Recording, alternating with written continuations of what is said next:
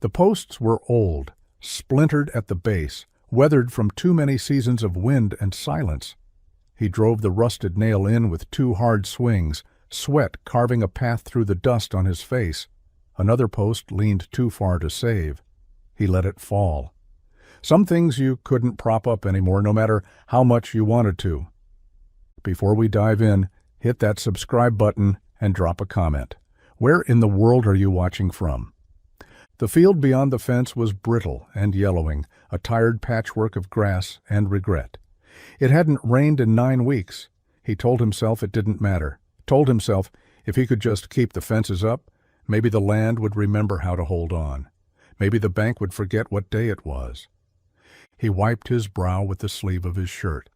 The sun was low, caught between the hills like it wasn't sure whether to set or stay a little longer. That was how he felt most days. Too tired to push on, too proud to quit. A dog barked once from the porch and went quiet. Then the hum of tires, a sound he hadn't heard in a while. His hand froze on the hammer. No one came down this road without a reason. He squinted toward the curve in the gravel. Headlights blinked through the dust, slow and uncertain, like the driver wasn't sure they belonged here. The truck was small, older than his by a few years, its bed packed high with boxes and tarps. It pulled up near the gate and stopped, engine ticking into the quiet like it was thinking. The door opened. She stepped out. Thin jacket, boots that had seen better days. Dirt on her jeans, wind in her hair. Not scared, but not fearless either. She stood still for a second, sizing up the land, or maybe him. Then she spoke, voice carrying just enough strength to cover the edges of it. "I'm not looking for trouble, just a place to sleep a night or two. Far from everything." He looked at her, looked at the boxes, the way the truck sagged on one side, looked at the sky bleeding into dusk like it always did, no matter how broken the world got. He didn't say yes, just nodded toward the tree line. Then he went back to fixing what was already too far gone. She waited by the truck after he pointed toward the trees, like she half expected him to change his mind. The wind tugged at her sleeves. Dusk was closing in fast. Cooler now, the kind of chill that crept under your clothes if you stood still too long. He kept hammering, not looking at her, not speaking. That was the deal. She asked. He nodded. That should have been enough. Eventually she climbed into the truck, drove maybe 50 yards down the dirt path that wrapped around the edge of the property, then parked beneath a knotted old oak. From the porch he could just barely see her figure moving around, unloading a faded tarp, dragging out a tent that resisted every effort to stand. She wasn't good at it. He could tell. It bent wrong. The poles clattered. She tried again, swore softly. Tried again. He told himself not to go down there, not his problem, not anymore. The last time he helped someone it cost him more than money. Some lessons don't need to be learned twice. Still, as the sky deepened into bruised violet, he found himself standing by the fence line, one boot up on the lowest rail, watching her silhouette shift against the failing light. She moved like someone running low on both options and time. A breeze picked up and nearly took the tarp with it. She caught it just in time, dropped to her knees, and stayed there a minute longer than necessary. Head bowed, shoulders shaking, or maybe just tired. Hard to say from this far. He whistled for the dog, then whistled again when the dog didn't come. Bought himself an excuse to walk a little closer. "You okay?" he called out. She looked up, startled, hair stuck to her cheek. For a second she seemed like she might lie. Then she just nodded and said, "Long day." He didn't press, just pointed toward the barn and said, "There's a hose if you need water." "No lights out here, though. Gets real dark." "Thanks," she said, voice softer now. "This is just for a couple nights." He nodded again. But in his gut, he already knew. People don't drive to the edge of nowhere with their whole life in the back of a truck for a couple nights. The fire crackled low, barely more than a flicker of warmth in the heavy dark. He'd brought over a few dry logs and a tin coffee pot without saying much, just set them down, near where she'd finally gotten the tent standing, crooked but upright. She'd thanked him with a small nod and a tighter smile. Now they sat on opposite sides of the flames, shadows drawing long across the dirt. Crickets filled the silence. Somewhere in the trees, an owl called. He poked at the fire with a stick, watching embers float up and vanish into the black. She pulled her knees to her chest, arms wrapped tight around them. Her boots were unlaced, scuffed to hell. One of the soles flapped slightly when she shifted. He didn't ask what she was running from. That kind of truth had a weight to it, something you didn't ask a person to carry unless you were ready to help shoulder it. And he wasn't sure he was, not yet. Still, her silence was different from the usual kind he'd grown used to. It wasn't bitter or cold. It was careful. Like someone who'd had to measure her words for too long and didn't know what it felt like to just let them out anymore. She stirred the fire with a stick, then glanced across at him. "I used to think I liked cities," she said, so quietly he almost missed it. "Now I don't know if I ever did." He let that sit for a moment. "They're loud," he said finally, "up fast." "Too many people pretending they're not lonely," she added, almost like she hadn't meant to. He didn't smile, but something about the way he looked at her changed. "Out here," he said, "you don't have to pretend. You just are." She nodded. A flicker of something, relief maybe, crossed her face. She took the tin cup when he handed it to her. Warm coffee, bitter and strong. She didn't flinch. The fire popped. Sparks danced between them, rising, vanishing. No more words came. None were needed. Out there, in the dark, under all that sky, the silence wasn't empty. It was shared. The rain started just before dawn, soft at first, then steady. He heard it tapping against the tin roof as he poured feed into the troughs. The ground sucked at his boots, the kind of mud that pulled like doubt, slow and heavy. By the time he rounded the back pasture, her truck was still there, parked at an awkward angle near the tree line. One side slumped lower than the other. Flat. He wiped his hands on his jeans and walked over, not expecting her to be awake, but she was. Sitting in the front seat, arms folded, eyes on the steering wheel like it had wronged her. She rolled down the window slowly. "Bad morning," she muttered. He crouched beside the tire without asking, ran a hand around the rubber, checked the tread. It wasn't just flat, it was shredded. Sidewall torn open like it had scraped against something sharp. She stepped out of the cab, already soaked, and joined him. "I've got a patch kit," she offered. "That won't help," he said. "You're going to need the spare." She hesitated. "There isn't one." Of course there wasn't. He didn't ask why. Just stood up and headed toward his shed. When he came back, he was carrying one of his own. Same lug pattern, close enough. She didn't say anything while he worked, just held the flashlight when the clouds thickened and the rain got harder. At one point she offered to take over. He shook his head.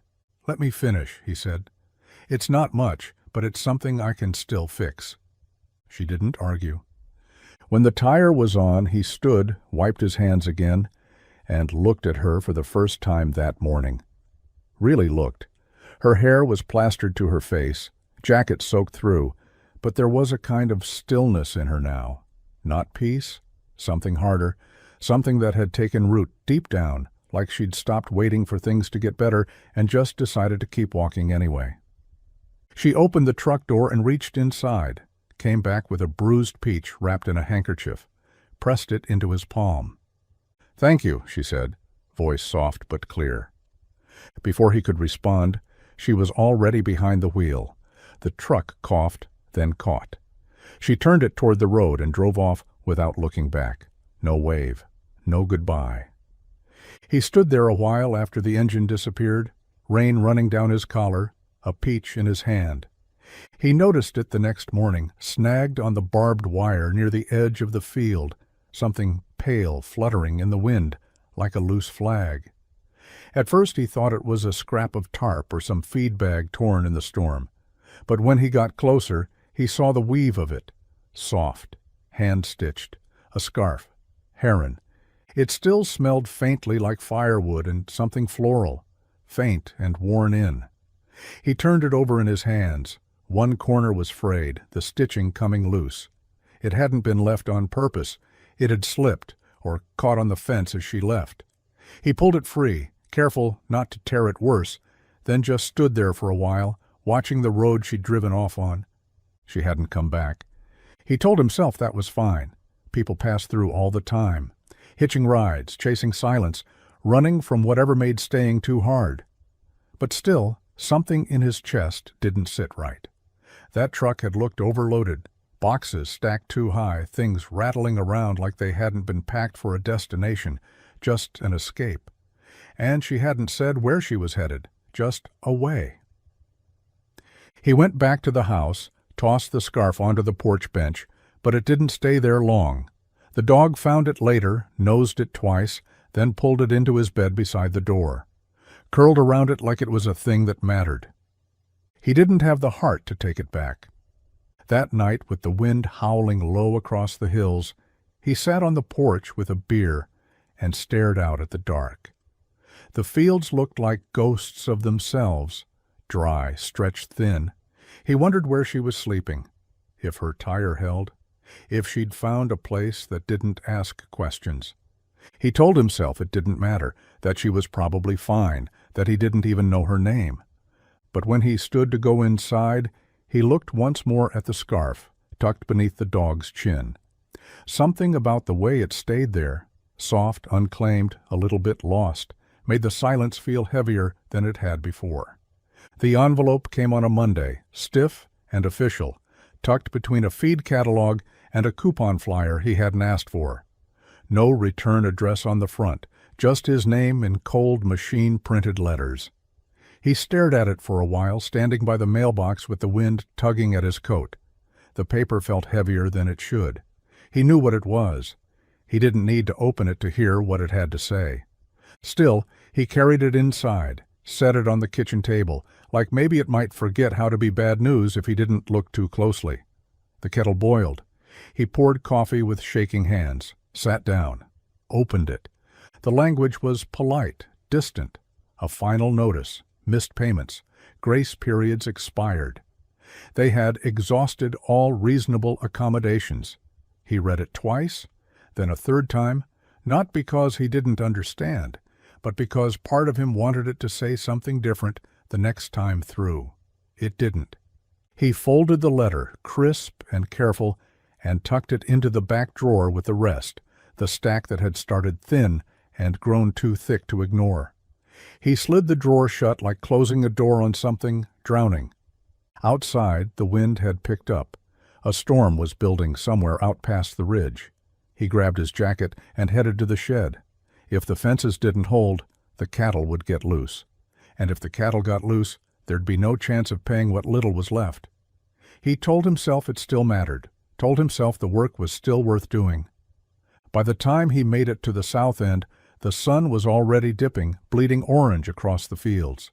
He slammed a post back into the clay, sweat and dust mixing on his brow. His knuckles bled where the wire had caught skin. The pain felt good, real. He looked out at the land, the rows of dry soil, the barn barely holding itself together. Maybe it was foolish to keep fighting. Maybe the smart thing would be to let it all go. But he wasn't built for letting go, not yet. Not while there was still a chance, any chance, that something good might find its way back. The barn had been sinking for years. One side leaned like it had grown tired of holding itself upright. Boards rotted through at the base, roof shingles missing in patches like a half-healed wound. He used to tell himself he'd fix it when the time was right, after harvest, after bills, after life stopped hitting so hard. The time never came. Until now. He stood in front of it with a crowbar in hand and no real plan, just the memory of her gaze the night she'd sat by the fire, how she looked past him, past the smoke and silence, straight at the barn like it meant something, like it wasn't just a relic but a beginning. That look stuck with him more than her words. He started by pulling down the rusted paneling near the doors, each nail coming out like a small defiance. Underneath, the frame still held. Weathered, yes, but not broken. He ran his fingers along the beams, felt the grain and grit of old wood that had survived more than he gave it credit for. The hammer came next, then the ladder, then the long, aching hours of work that didn't pay but gave back in other ways. He patched the lower walls first, cutting salvage planks to size, setting them slow and steady. Every nail that sank in was a kind of rhythm, a kind of prayer. Keep going, keep holding, don't quit yet. The neighbors would call it pointless, spending time on something no one used, something the bank would likely claim in a month's time. But he didn't do it for them. He didn't even know if he was doing it for himself. Maybe he just wanted something in his world to look less ruined. Maybe he needed to believe that if wood could be reclaimed, so could people. By late afternoon, the light hit the barn just right. The fresh boards caught the sun, warm and golden, like the place had taken a deep breath. He stood back, wiped his brow, and imagined what it might look like finished, not just standing, but welcoming. And for the first time in weeks, he didn't feel like he was bracing for an ending. He felt like he'd started something, even if he didn't know what. He was on the porch, sharpening a blade that didn't really need sharpening, just something to keep his hands busy. The barn stood behind him, half restored and silent, catching the gold of late afternoon like it had something to be proud of. The coffee beside him had gone cold. He didn't hear the truck until it was already turning up the drive, same dented bumper, same stubborn rattle. He stood slowly, squinting into the dust as it rolled to a stop near the oak tree she once called home for a night. The engine cut. Silence fell hard. She stepped out, boots hitting gravel like a rhythm she remembered.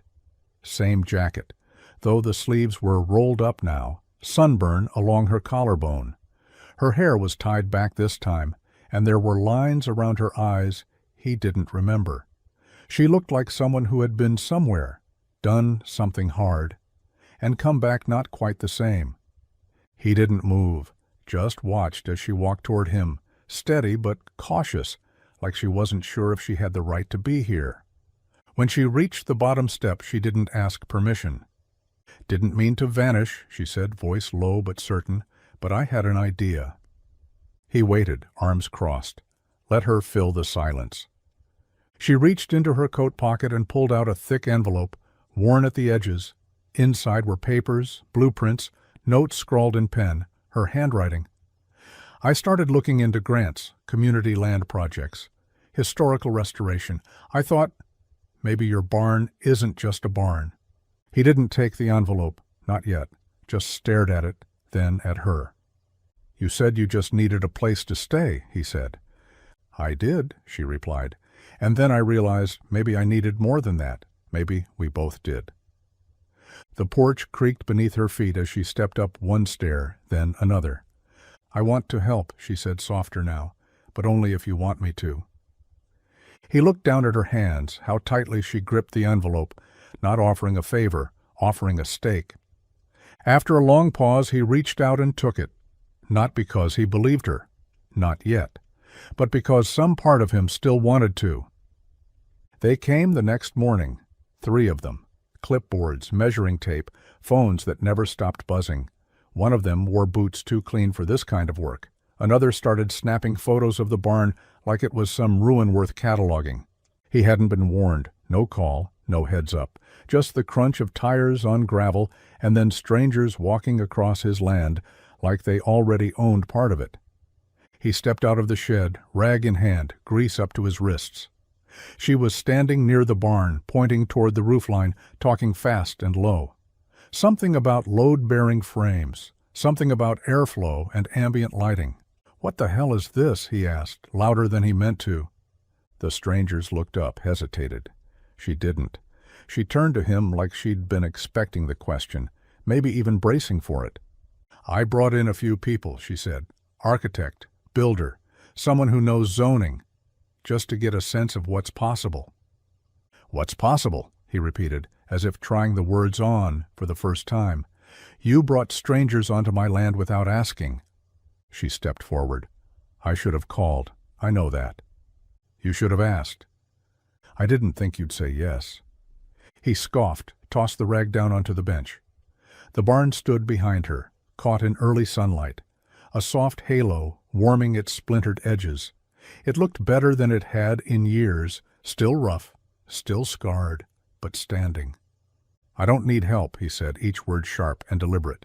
She didn't flinch. "Yes, you do." He took a step toward her. "This place. It's not some project. It's not a portfolio line or a weekend fixer-upper. It's mine." She nodded slowly. "I know. That's why I'm here. Not to take it. To save it." "I didn't ask you to." "Doesn't matter," she said, quiet but firm. "It's already in motion." Behind her, the architect called out something about structural support. A tape measure snapped shut. She didn't turn, just looked him in the eye like she wasn't sorry. Not even a little. "Too late," her gaze said. "Too late," the wind whispered through the broken boards. "Too late." She found him behind the barn, splitting firewood. Each swing of the axe landed with a crack that echoed through the valley like thunder.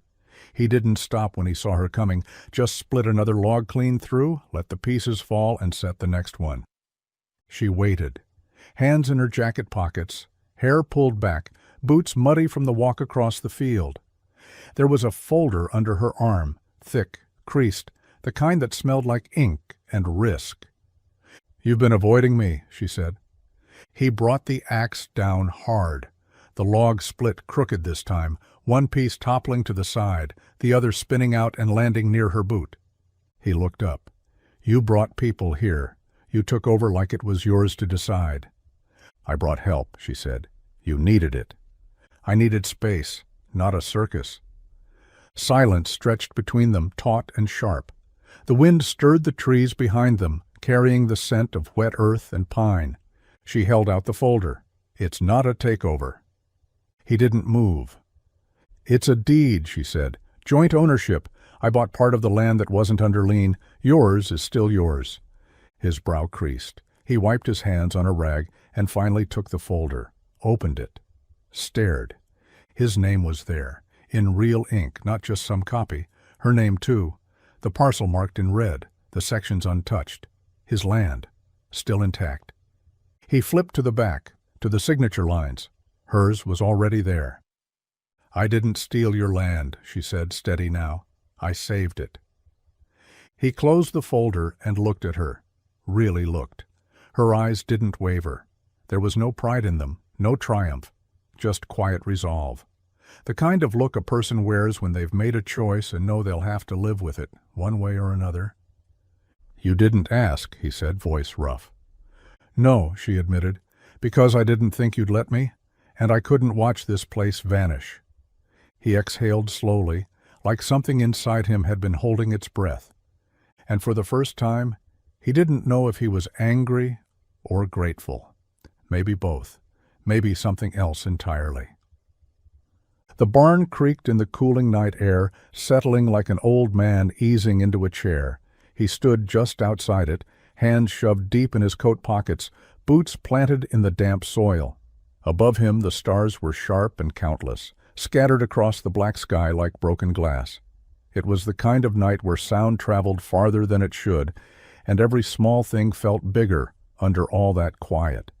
He hadn't lit a fire, didn't want the comfort, he just needed the dark, the stillness.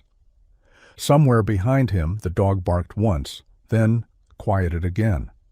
The farmhouse windows glowed dimly, one upstairs lamp still on, hers maybe, or his. He couldn't remember if he'd turned it off. His fingers clenched around the folded paper in his pocket, the deed, already smudged from being read too many times. Her name beside his, legal, binding, real. His father's voice came uninvited, clear as if he were still standing in the field with him. "Don't take handouts. You start taking charity, you'll forget what earning feels like." But this hadn't felt like charity, not exactly. It had felt more like a storm, fast, full of noise, leaving things changed whether you wanted them to or not. He didn't know what to make of her decision, didn't know what it meant long term. Was she staying? Was she just passing through again with a bigger footprint? He tipped his head back and stared at the stars until his neck ached. The silence pressed in around him, But it didn't bring peace. It brought questions. What did it mean if he let her keep helping? What did it say about him if he didn't? He heard the boards creak above him and glanced up. The barn's roof, patched and half-finished, still held against the night. It hadn't fallen. Not yet. He took one slow breath, then another. Thought about his father's hands, calloused, cracked, always working, and thought about hers, ink-stained, steady, offering more than he knew how to accept. He stayed out there a long time, watching the dark, waiting for it to tell him something. It never did. The first nail went in just after sunrise. Not his, one of hers. A woman with a buzzed haircut and arms like scaffolding drove it through the fresh plank without hesitation, like she'd built 100 barns just like this one. Maybe she had. He didn't ask. By noon the sound of saws and hammers carried across the valley, loud and sudden, like the land had decided to wake up all at once. The quiet that had wrapped the place for years, thick, protective, was broken, and not gently. He kept to the edges at first, moved hay, fixed fence posts that didn't need fixing. The crew barely noticed him, too busy framing doorways and hauling supplies up ladders. He caught pieces of their conversations, talk of timelines, foundation pours, solar kits. All things that sounded like the future, like permanence. It rattled him more than he let on. The barn was changing fast. The roof was being reframed. Old warped slats were pulled down and stacked neatly to the side, set aside for reuse, she'd said. Nothing wasted. That was her thing, apparently. Even the broken parts deserved another chance. But outside the property line, the story was different. He heard it when he stopped by the feed store, how word had spread, heard his name tossed around, quiet-like, followed by the phrase, selling out. The diner crowd had always been predictable. First, they ignored you, then they questioned you, then they turned you into a story when your back was turned. He didn't go inside the diner that week. Just stood outside long enough to check the posted notice for tractor parts, then walked away when someone tapped the window and waved with too much familiarity. Let them talk. Back at the farm, she was on the roofline, clipboard in one hand, laughing at something the foreman had said. It echoed faintly over the field. Not shrill, not showy, just honest. He watched her for a second longer than he meant to, then turned and went back to the barn, where the sawdust already smelled like something new, like something being reborn. She caught him just as he was coming in from the lower pasture, boots caked in mud and his jacket streaked with dried hay. The sun was already slipping behind the hills, bleeding orange across the sky, and he'd been looking forward to the kind of silence that didn't ask anything of him. Instead, she was waiting on the porch, sleeves pushed up, hair in a loose knot, and something unreadable in her expression. On the table between them sat a roll of thick paper held together with a rubber band, the kind of thing that came with cost, with consequence. "You have a minute?" she asked, not really asking. He didn't answer. Just nodded once and dropped onto the porch step, boots thudding against the wood. She unrolled the blueprints carefully, like they might bite. The paper was clean, precise, measured dreams in black ink. She pointed as she spoke, her voice low and quick, like she'd practiced this. "There'll be a main hall here, 2 cabins, smaller ones, tucked into the trees, all reclaimed material, solar panels, native plant garden out back. We'll host workshops, crafts, woodworking, maybe some grief retreats eventually. Places people can come to slow down." She tapped a section near the barn. "This stays. We don't touch the outer structure. It's too good. We just bring out what's already there." He stared at the lines, the annotations, the future she'd drawn without permission. His fingers curled around his knee. "And the land?" he asked. She looked up, steady. "Still yours? We partner on the project, but the land title stays in your name. You don't lose anything." He didn't answer right away. Didn't know how. The plans felt like a mirror held too close, reflecting things he hadn't dared imagine. Use, purpose, people. laughter in these fields again. But dreams drawn in ink could crumble faster than fence posts in a hard winter. She saw the hesitation. "I'm not trying to save you," she said, "just asking if I can build something with you. If not, I'll leave these here. You decide." She stood, left the plans, and went inside without another word. He sat there long after the sun was gone, staring down at a future that scared him more than the past ever had. The hammering had stopped, but the air still felt loud. The crew had packed up for the day, their tools stacked in neat rows, their trucks rumbling down the drive and out toward the highway. Dust settled behind them. He stood just inside the barn, hands braced against the new frame of the doorway, watching the sun bleed through the wood slats like it was trying to decide whether to stay or disappear. She was behind him. He could feel her presence, stiff and still, like someone waiting for a blow that might come or might not. "You should have asked before all this," he said, voice low but rough around the edges. "Every day there's more, another truck, another stranger walking across land that's not theirs." "You said I could help," she shot back. "I didn't say you could move in." "I'm not moving in," she said. "I'm trying to build something that matters, something that might save this place." "It's too much," he muttered, turning to face her. "Too fast. It doesn't feel like help anymore. It feels like control." She crossed her arms. "No, it feels like change. And you don't like change because it scares you." He took a step closer, jaw clenched. "Don't tell me what scares me." "Fine," she said, her voice rising now. "Then tell me. Tell me what's actually wrong. Because every time something starts to work, you pull away. Is it really about the barn? Or is it easier to push people out than admit you might need someone?" He laughed once, dry and humorless. "You think you know me? You think a few nights in a tent and some pretty blueprints mean you belong here?" Her eyes narrowed. "Say it." "You don't belong here," he said, and the words came out colder than he meant, harder. "This isn't your world. You fix things with money. You draw it out neat on paper and expect the land to cooperate." Silence fell hard after that. Her shoulders dropped slightly, but she didn't step back. "I came here to breathe again," she said quietly, "and I thought maybe you wanted to too." She left the barn before he could reply. The door creaked shut behind her, not slammed, but final all the same. He stood alone in the half-built frame, surrounded by everything he claimed he wanted, and the echo of the one voice that had dared to believe it with him. The wind hit just after midnight, fast, sharp, and wrong. It howled through the valley like it was searching for something to tear down. He woke to the sound of it slamming against the porch swing, the chains groaning under sudden weight. Rain followed hard behind, slashing against the windows like it was angry.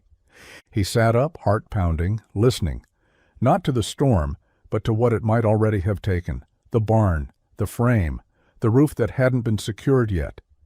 It wasn't ready. None of it was ready. He pulled on his boots without socks, grabbed his jacket, and stepped into the night.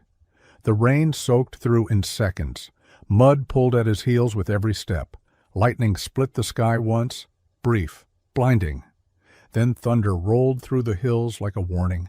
By the time he reached the barn, he could barely see through the downpour, but the silhouette stopped him cold. She was already there.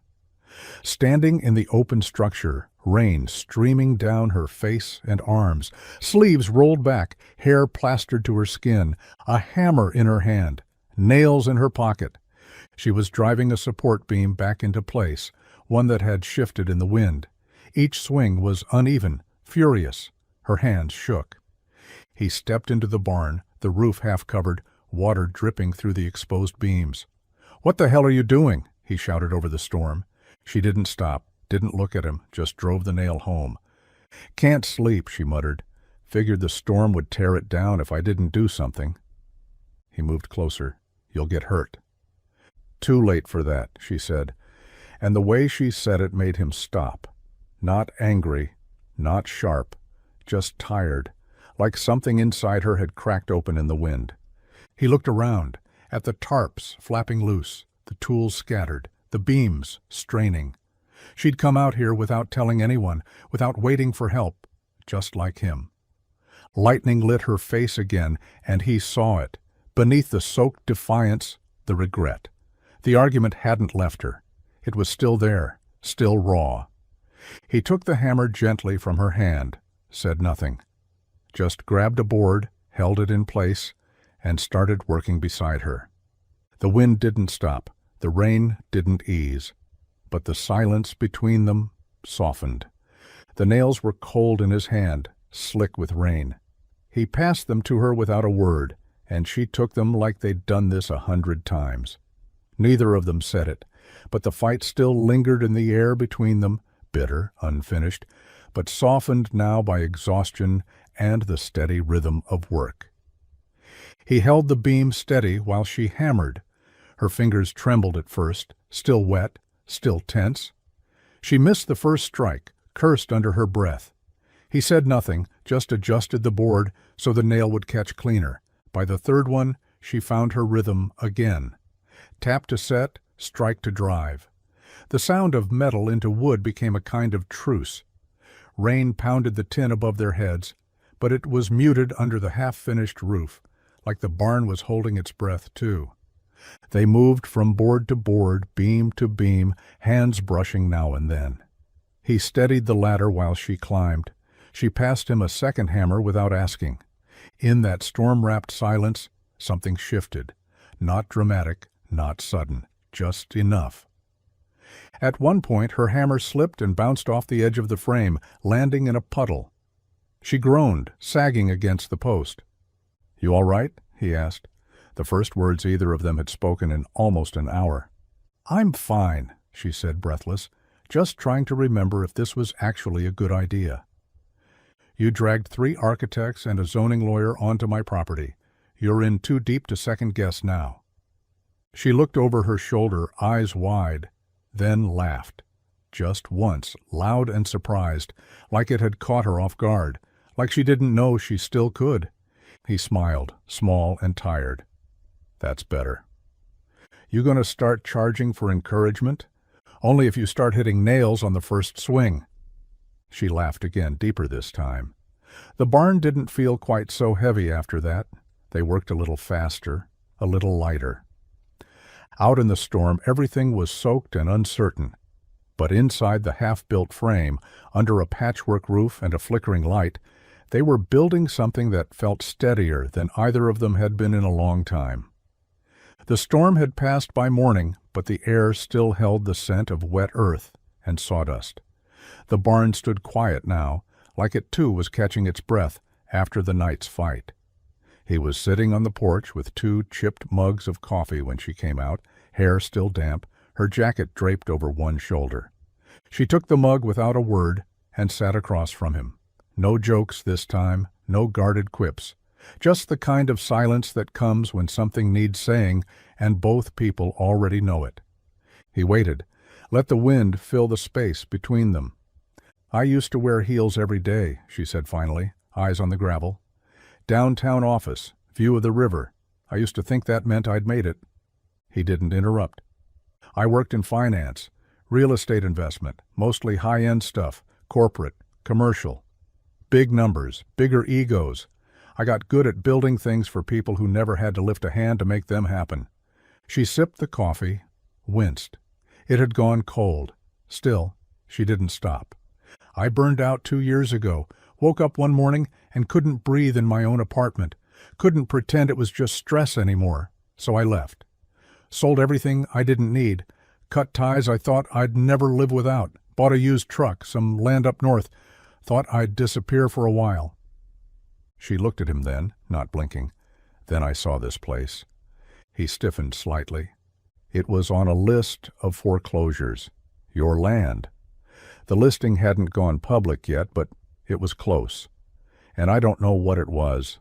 The photos, the name, something about it felt different. Like it didn't belong in a file folder. It belonged to someone who hadn't given up yet." "You bought part of it," he said, not accusing, just stating. "I bought what I could, the section the bank was getting ready to claim. I didn't expect to meet you. And when I did, I didn't expect to care." The words hung there, fragile but true. He looked out toward the barn, the scaffolding still damp in the light. "You were going to build something no matter who lived here," he said. She nodded. "But it wouldn't have meant anything if it wasn't you." And somehow that was the thing that made him believe her. The county truck rolled up slow, tires grinding the gravel like it didn't want to be there either. It was pale blue, the seal on the door faded from sun and years. He spotted it from the barn ladder, halfway through reinforcing the north wall. When the man stepped out, clipboard in hand, khakis too clean for the road, it was already clear this wasn't a neighborly visit. He climbed down without a word, wiping sweat from his brow as he crossed the lot. She was already walking over from the house, jacket half zipped, reading the man like someone sizing up a threat before it grew teeth. "Morning," the man said, neutral, but with the tone of someone who had practiced being unwelcome. "You're from the county?" she asked. He nodded. "Zoning and planning." He tapped the clipboard like it made the words heavier. "Got a couple red flags kicked back this week. Permits missing, lot lines blurred. Someone raised a flag about an unlicensed commercial build." He looked past them, toward the barn, where scaffolding hugged the side like ambition that had gotten too loud. "We're not commercial," she said. "It's a retreat, seasonal, no permanent residence." "Still needs review," he replied. "You change a structure's function, especially out here, it triggers reclassification. That brings code compliance, land use variance, the whole book. Might be something, might be nothing. But I need to see paperwork. If it's not filed, work stops. Immediately." The silence stretched between them like wire pulled too tight. He stepped in then, his voice low, but even. "The barn's still mine." The man glanced at his clipboard. "Legally, it's a co-owned parcel with a split deed. You're both on record." She straightened, face calm but rigid. "We filed the variance 2 weeks ago. I've got the digital timestamp. I'll forward it today." The county man gave a polite nod, but it was the kind that said he'd be back either way. "Appreciate it. Just doing my job." When the truck pulled away, it left behind more than dust. It left the cold shadow of red tape, of the kind of trouble that doesn't announce itself with a crash, but slowly strangles the breath out of something good. He turned to her. "How bad?" She looked down at her hands.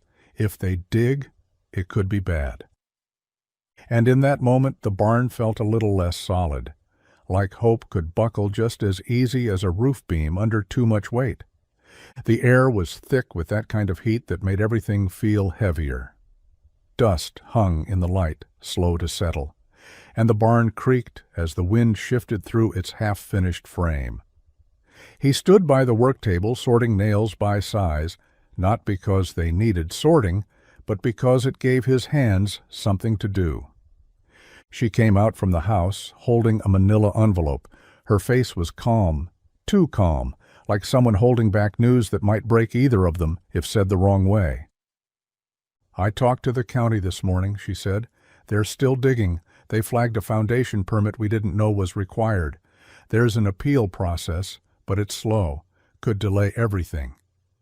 He kept his eyes on the nails, jaw tight. Of course it could. She hesitated, then stepped closer, placing the envelope on the edge of the table. "I had a backup plan." He glanced at the envelope but didn't reach for it. "What is it?" "Buyout contract," she said. "Clean and full. I take the whole property. You walk away with enough to pay off the debt, plus a cushion. Start fresh somewhere else. Debt-free. No bank breathing down your neck." The words dropped heavy between them. He straightened slowly, looked her in the eye. "You came all this way just to take what little I have left?" Her face broke, just a little. "I came all this way because I believe in what we were building. But if this fight turns ugly, it could ruin both of us. This," she tapped the envelope, "gives you a way out." He stared at the barn. The light hit the new beams just right, casting shadows across the ground like bones set back in place. He'd spent years watching this land dry out, fall apart. Then she'd shown up, and for the first time, he'd started to believe in something that didn't end with loss. "I don't want to walk away," he said quietly. She closed her eyes for a breath. I just wanted to give you the choice. He didn't open the envelope, didn't even touch it. He turned back to the nails, picked up the hammer. This place is all I've got, he said, and for the first time that feels like enough. He wasn't looking for anything that morning, just clearing out the far corner of the barn where old crates had been stacked for years, left behind like memories no one wanted to unpack. Dust rose in clouds with every board he shifted. The wood was dry, brittle. Some of it crumbled in his hands. Beneath a rusted milk crate and a moth-eaten tarp, he found it. A leather-bound book cracked at the spine, edges curled from time and weather. No title, just a name scrawled on the inside cover in ink that had faded but not disappeared. His father's name.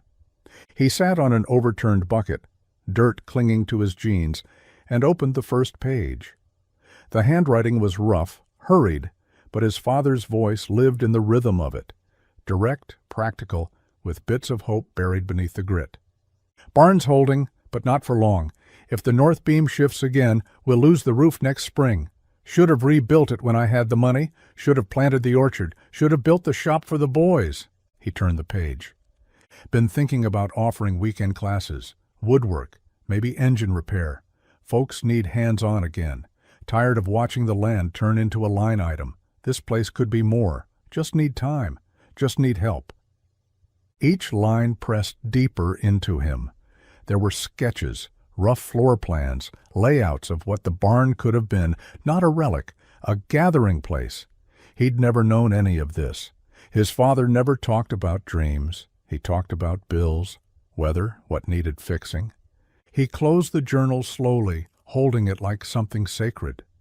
Outside he could hear the wind pushing through the trees, the creak of the scaffolding, the distant rhythm of someone working. Her, probably, already repairing what the night storm had loosened.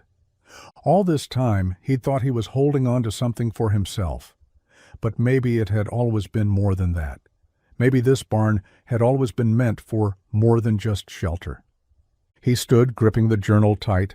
Maybe what scared him most wasn't that she was changing the place, but that she was building the version of it his father had only dared to dream. The days stretched out like the heat, long, still, and full of things unsaid. She stopped coming to the work site. No more early morning check-ins, no more shared coffee or quiet remarks about the progress. The laughter that had once sparked between them had dulled, like something that had burned too bright, too fast. She stayed in the house mostly, curtains drawn. Her boots sat untouched by the door, coated in a thin film of dust. He told himself to give her space, but each day the silence grew louder, as if the unfinished barn itself had started noticing her absence. On the third evening, just as the sun was bleeding into the hills, he found her in the spare room. The closet door was open. An old duffel bag lay half-packed on the bed. A stack of paperwork sat beside it, permits, receipts, blueprints, all of it organized, precise. Her out. She didn't look up when he stepped in. She was folding a flannel shirt, slow and mechanical, like the movement was the only thing keeping her from breaking. "You leaving?" he asked, voice low. She paused, fingers tightening around the fabric. "Maybe." He stepped farther into the room. "You're not the kind of person who walks away." "I'm not the kind of person who digs in where they're not wanted either." She finally looked at him, and there was something raw in her eyes.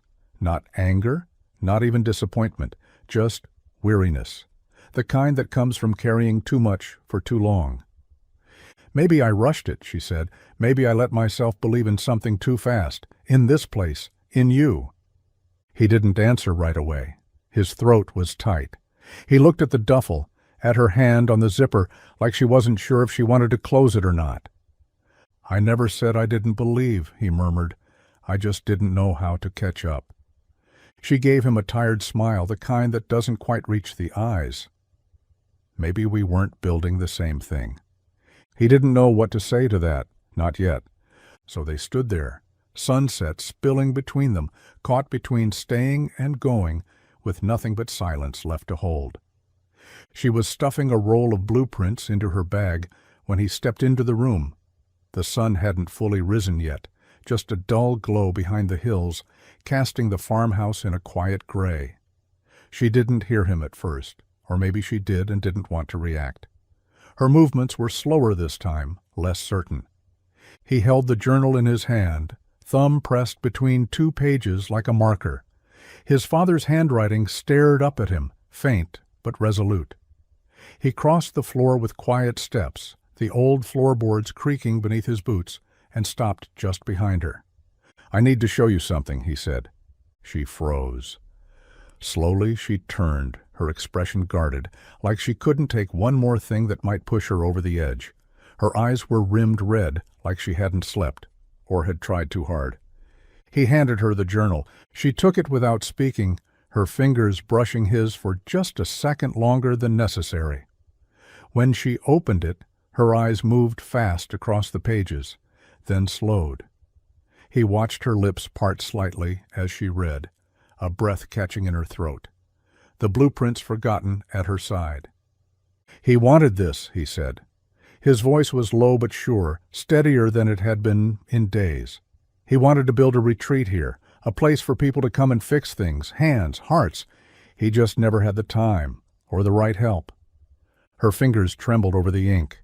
She blinked hard, and then the tears came, not loud, not theatrical, just slow and quiet, falling onto the open page.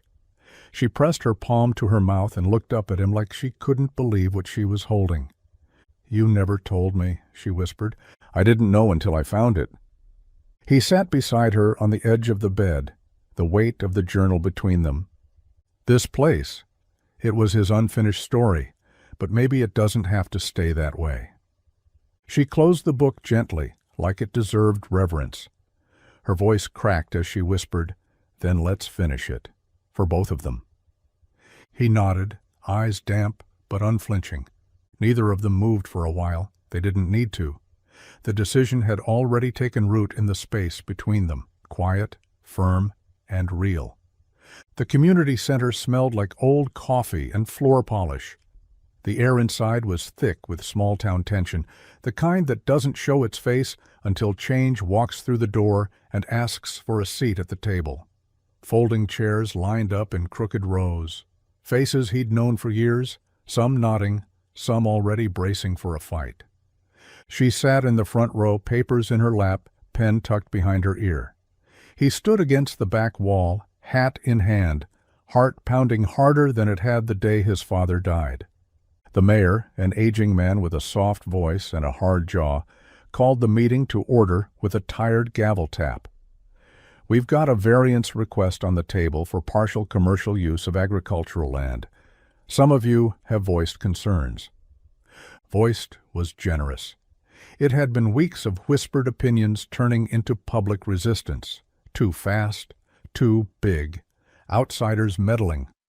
People didn't like what they couldn't control, especially when it came with blueprints and vision. One woman stood. Ms. Hartley ran the post office for 30 years. "We've all worked this land our whole lives," she said. "Now someone from out of town shows up, starts talking about retreats and tourists. Feels like we're being pushed out of our own story."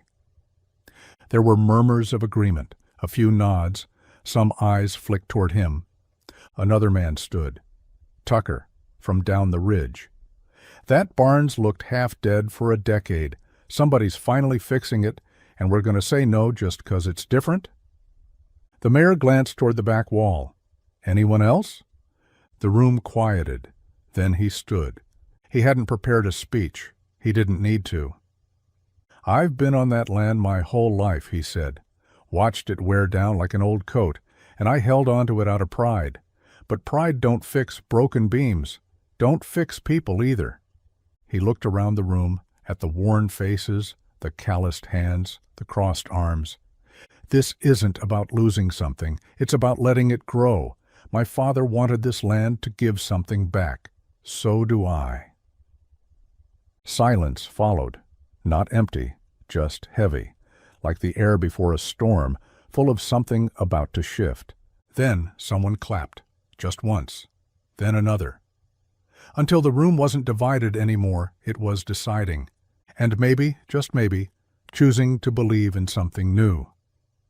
The first car rolled in just after noon, tires crunching slow over gravel that had been raked clean that morning.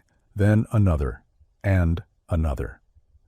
By the time the sun crested over the trees, the old pasture-turned parking lot was dotted with vehicles from towns he'd never been to, license plates from 2 counties over, one from out of state. He stood on the porch, hands tucked into his jacket pockets, watching the barn glow against the fading afternoon light. It didn't look new, not exactly.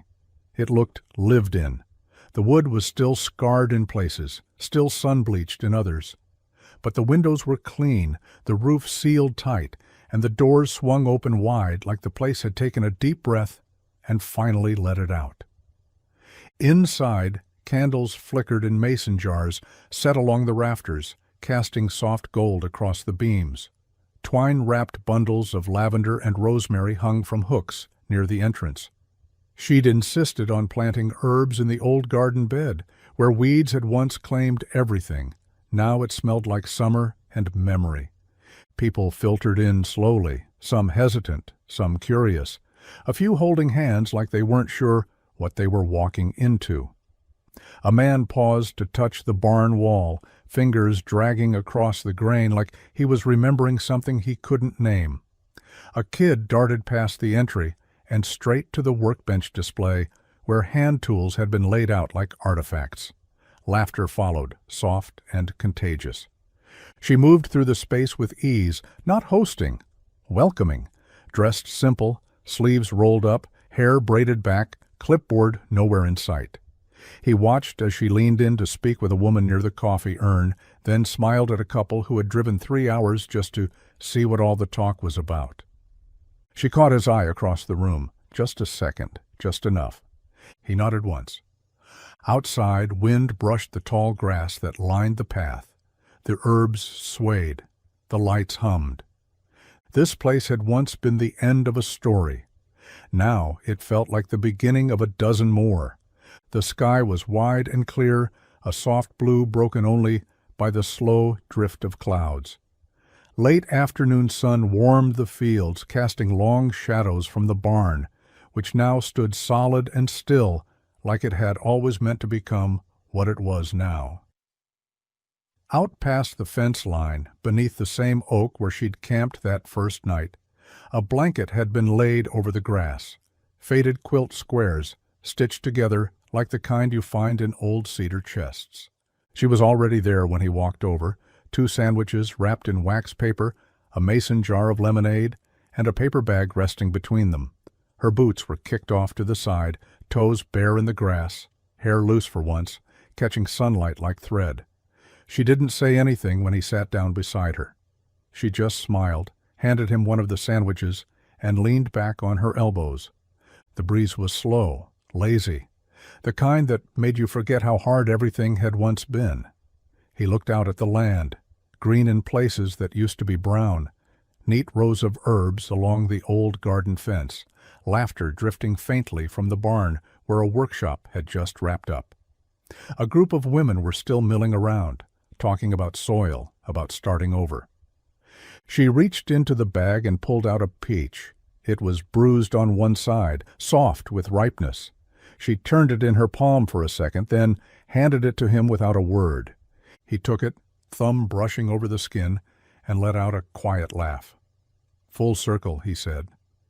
She tilted her head, smiling gently. "I figured it was time." He nodded, biting into it, juice running down his thumb. It tasted like summer, like forgiveness, like something that had been waiting all season to ripen. They didn't say much after that. They didn't need to. The tree above them rustled just enough to remind them it was still there, like the land itself was watching, remembering, approving. The morning was quiet, the kind of quiet that settles in after the dust has cleared, and the noise of change has softened into rhythm. The retreat had emptied for the week, no cars in the lot, no laughter echoing from the barn, no hum of tools or overlapping conversations about grief and starting over. Just stillness, and that soft kind of peace that doesn't announce itself but lives in the background like breath. He stood near the side of the house, shovel in hand, staring at the small hole he'd dug beneath the kitchen window. The dirt was rich and dark, soft from yesterday's rain. A young sapling stood beside him, roots wrapped in burlap, slender trunk swaying slightly in the breeze. Not much to look at yet, barely shoulder height, but full of possibility. She walked out with 2 mugs of coffee, barefoot on the porch steps, sleeves of her sweater pushed to her elbows. Her hair was still damp, like she hadn't bothered with anything more than a rinse and a towel. He liked her best that way, unpolished, undone, present. He nodded toward the tree. Figured this was a good spot. She stepped down beside him, eyes scanning the space. "What kind is it?" "Red maple," he said. "They grow slow, but they last." She handed him the coffee, then crouched beside the hole, fingers brushing the soil. "That what you're hoping for?" He didn't answer right away, just knelt beside her, easing the sapling into the ground with the kind of care you give something you don't want to bury, but hope will rise. When the roots were settled and the earth patted back into place, she placed her hand gently on the soil, palm flat, grounding it, and maybe herself. "Let's see what else grows," she said. He looked at her, not with surprise, but with a kind of quiet understanding, the same way he looked at the barn now, and the fields, and the life that had started to sprout in between all the things they'd nearly lost. He didn't need to answer her. The tree would speak for both of them in time.